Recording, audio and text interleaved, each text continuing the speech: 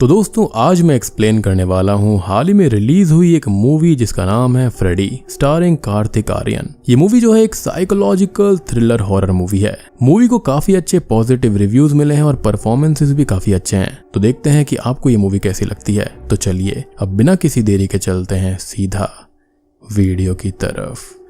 तो मूवी की स्टार्टिंग में हम देखते हैं कार्तिक आर्यन यानी कि इस मूवी के अंदर के कैरेक्टर फ्रेडी जिनवाला को, जो कि एक कामयाब डेंटिस्ट है लेकिन नेचर में काफी ज्यादा शाय, इंट्रोवर्ट और काफी अंडर कॉन्फिडेंट टाइप का पर्सन है, या फिर सीधे शब्दों में कहूँ तो बहुत ही ज्यादा मासूम है, जो कि अकेला और चुप रहता है, जिसके पीछे भी एक काफी सॉलिड रीजन है जिसके बारे में हम थोड़ी देर में बात करेंगे। खैर सभी लोग उसका मजाक बना देते हैं या फिर गुस्सा भी हो जाते हैं, लेकिन वो उनको कोई भी जवाब नहीं दे पाता। अब उसकी एज यहाँ पर 28 साल की हो चुकी है और वो शादी के लिए एक लड़की को ढूंढ रहा है, लेकिन दिक्कत यह है कि अपोजिट जेंडर यानी कि फीमेल से बात करते टाइम वो नर्वस हो जाता है और उसको सभी लड़कियां इसकी वजह से रिजेक्ट कर देती हैं, उसको वीक मानती हैं। और ये सिलसिला पिछले 5 साल से ही चल रहा है। और मीटिंग के लिए वो लड़कियों को एक कैफे के अंदर बुलाता है जहाँ पर वो लगभग 3 साल से जा रहा है, और कैफे स्टाफ भी उसको अब जानता है और उसका मजाक उड़ाता है। खैर अब रिसेंटली ही उसकी मीटिंग एक लड़की से होती है जहाँ पर वो उसे नापसंद करके चली जाती है और वो काफी उदास हो जाता है। अब शाम को वो अपने घर पर बैठा होता है अपने एक लौते दोस्त हार्डी के साथ में, जो कि असल में एक टर्टल है, और फ्रेडी उससे अपने मन की बात शेयर करता है एज उसका कोई और दोस्त नहीं है।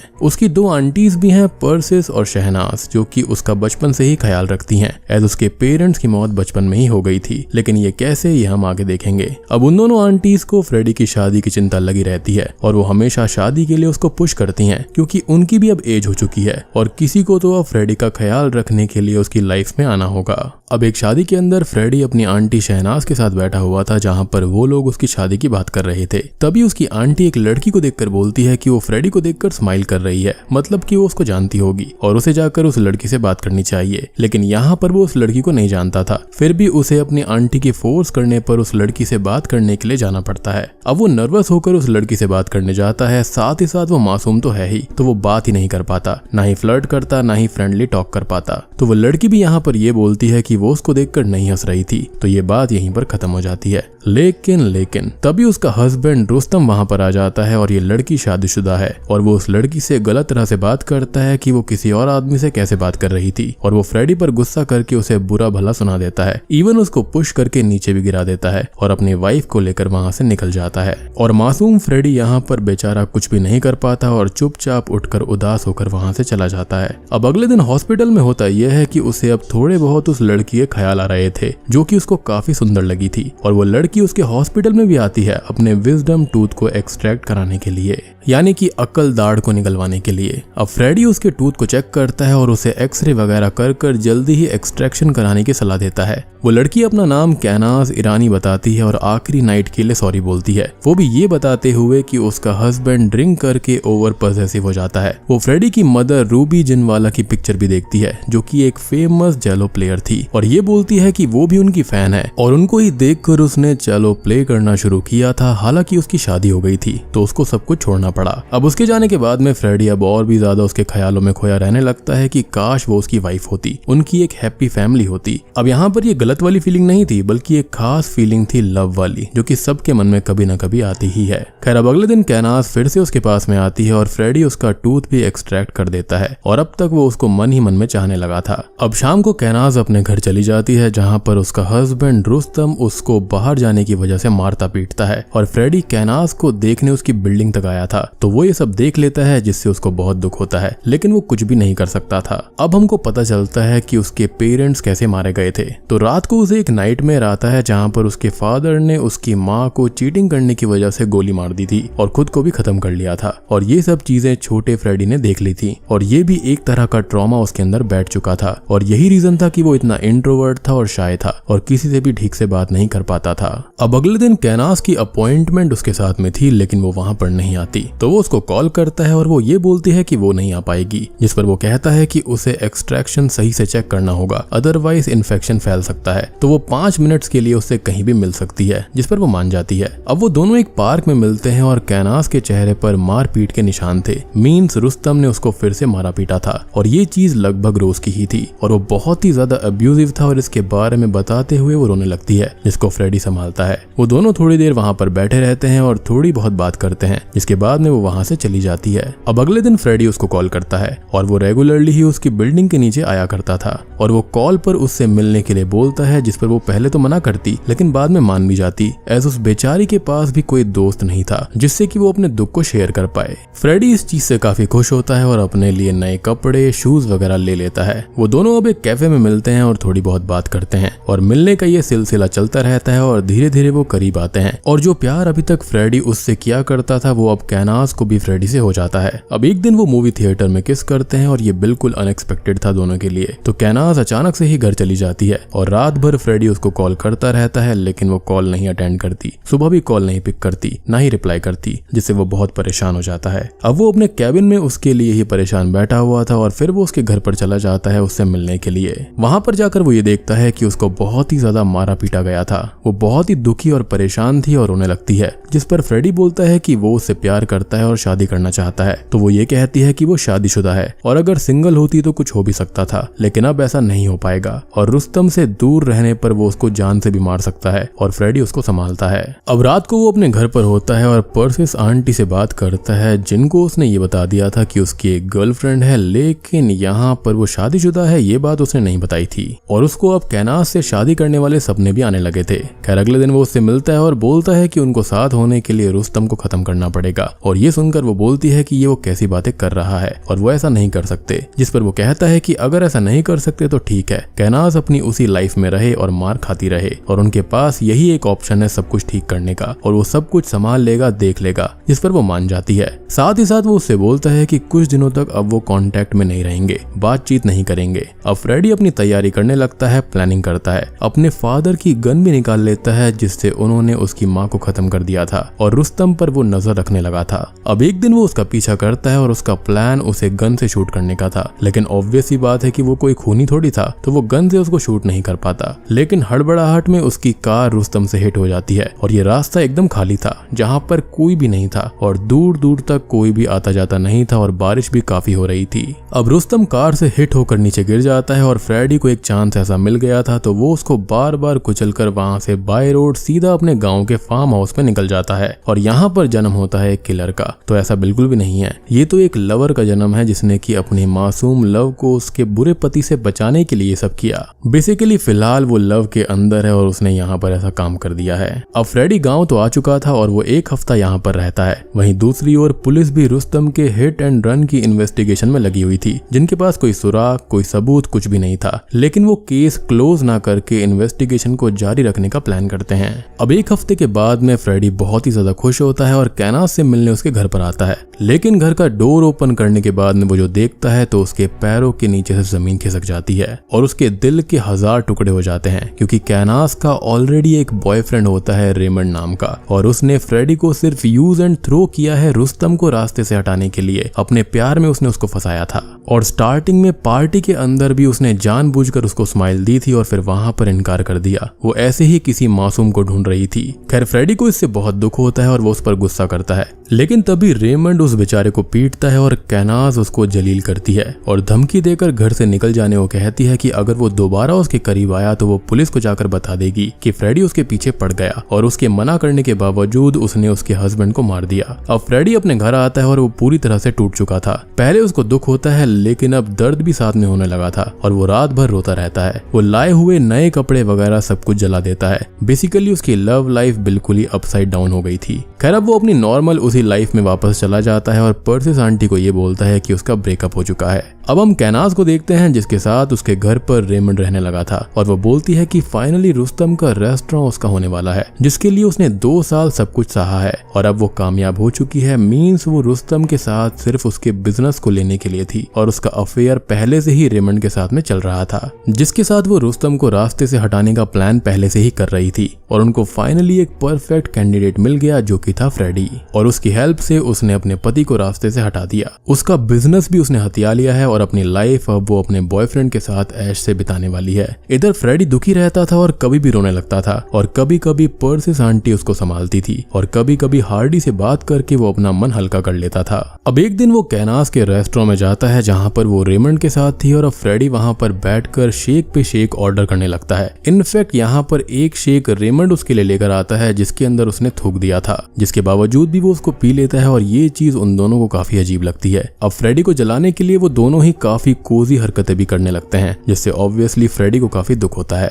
अब जिस शेक के अंदर रेमंड ने थूका था तो फ्रेडी उसको पी गया था और ये चीज उन दोनों को काफी अजीब लगती है। तो कैनास उससे ये पूछती है कि आखिर वो चाहता क्या है, तो वो बोलता है कि वो सिर्फ उससे सच्चे दिल से माफी मांग ले। लेकिन ऑब्वियसली ये दोनों दिल के बहुत ही ज्यादा बुरे थे तो रेमंड उसको पीटने लगता है, उसको ह्यूमिलिएट करता है और वो दोनों उसको धमकी देते हैं कि उसकी बिल्डिंग के नीचे खड़े होने की फोटोज उसके पास है और कैनास के पास उसके मैसेजेस भी हैं, तो वो अब एक साइको एक्ट बंद कर दे और यहाँ से निकल जाए और वो दुखी होकर वहां से चला भी जाता है। तो अब यहाँ पर होने वाला था the birth of A serial killer, लेकिन यहाँ पर ऐसा भी नहीं है। अब यहाँ पर उसके अंदर से उसका लव खत्म हो चुका था। अब वो घर आता है और एक प्लानिंग करता है कि सबसे पहले इस ब्लैकमेलिंग वाले फैक्टर को खत्म करना होगा और कैनास की एलर्जीज बाकी उसकी चीजें वो जानता था और वो उनको नोट डाउन करता है और जो उसको मिटाना है लाइक फोटोज एंड मैसेजेस उनको भी नोट डाउन कर लेता है। अब वो उन दोनों पर नजर रखने लगता है और एक की मेकर से उनके घर की डुप्लीकेट की बनवा लेता है। वो उनके जाने के बाद में घर के अंदर एंटर करता है और पहले तो कैनास के फेस वॉश के अंदर डिश वॉशर मिला देता है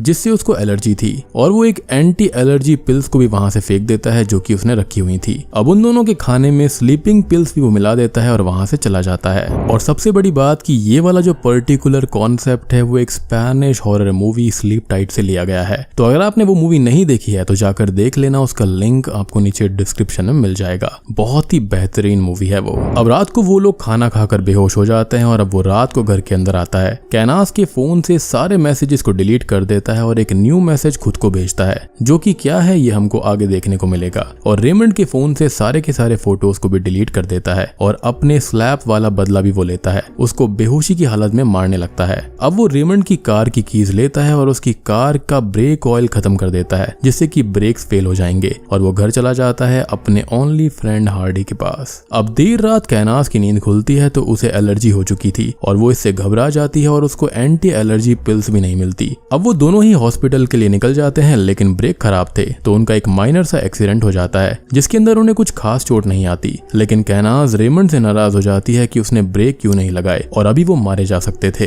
अगले दिन वो दोनों घर पर थे कि तभी रेस्टोरेंट से कॉल आता है कि किसी कस्टमर की डिश के अंदर छिपकली निकली है और उसने ऑनलाइन कंप्लेंट कर दी है जिससे कि फूड सेफ्टी अथॉरिटी रेस्टोरेंट बंद कर रहे हैं और वो दोनों वहां के लिए निकल जाते हैं। यानी कि जिस चीज के लिए उसने इतना स्ट्रगल किया वही अब बंद होने जा रही थी और उनके पीछे से फ्रेडी घर में आता है और रेमंड के लैपटॉप पर कुछ करके वहां से चला जाता है। वो दोनों अब रेस्टोरेंट में परेशान थे कि तभी कैनास ये देखती है कि रेमंड की सोशल मीडिया पर उन दोनों की इंटीमेसी वाली पिक्चर पोस्ट हो गई है और उसमें कुछ गलत बात भी लिखी हुई थी जिससे वो भड़क जाती है और वो बोलता है कि ये उसने नहीं किया और ये सब तो हम जानते हैं कि ये फ्रेडी ने किया था। बेसिकली ये इन दोनों को तबाह करना चाहता था। खैर अब कैनास यहाँ पर माजरा समझ चुकी थी कि ये सब फ्रेडी ने ही किया है तो वो अपने स्टाफ से उसकी पिक्चर दिखाकर बोलती है कि क्या ये आदमी यहाँ पर था, तो वो बोलते हैं कि उनको याद नहीं है, शायद हो भी सकता है। लेकिन कैनास यहाँ पर 100% श्योर थी कि ये सब उसने ही किया है और वो दोनों उसके घर जाते हैं। अब वो उसके घर पर पहुंचते हैं और उसको बहुत पीटते हैं लेकिन कुछ देर के बाद में वहां पर पुलिस आ जाती है और कैनास पुलिस को देखकर घबरा जाती है।